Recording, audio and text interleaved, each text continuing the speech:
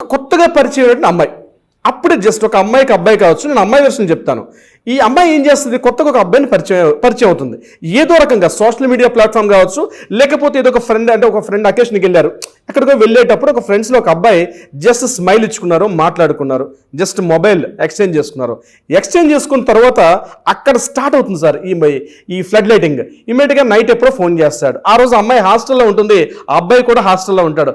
ఎప్పుడో mid night 11:30 phone చేస్తాడు. అక్కడ ఫోన్ చేసేటప్పుడు ఏం హనీ ఏం చేస్తున్నావు, అయిందా డిన్నర్, ఇది ఫస్ట్ స్టార్ట్ అవుతుంది సార్. అయిందా డిన్నర్ అంటే పర్సనల్ కేరింగ్ స్టార్ట్ అవుతుంది.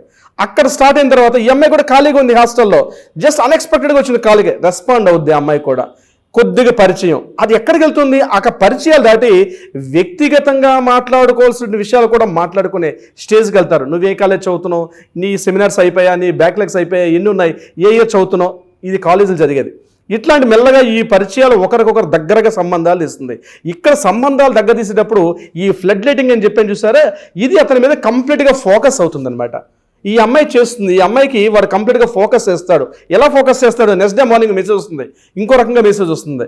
డార్లింగ్ ఈరోజు నేను మా ఆఫీస్కి వెళ్ళాను, ఏందో ఈరోజు చాలా మంచిగా జరిగింది, నాకు ఇప్పుడు రావాల్సిన ఏరియాస్ అన్నీ కూడా సడన్గా నేను ఆఫీస్ 11 వెళ్ళంగానే నా టేబుల్ మీద నా మెయిల్ కనిపించింది. అది జస్ట్ నువ్వు నన్ను మాట్లాడిన మాటలు చూస్తావా, మార్నింగ్ నీతో పరిచయం నన్ను అక్కడ తీసుకెళ్ళి చాలా లక్కీ ఫీల్ అయ్యాను.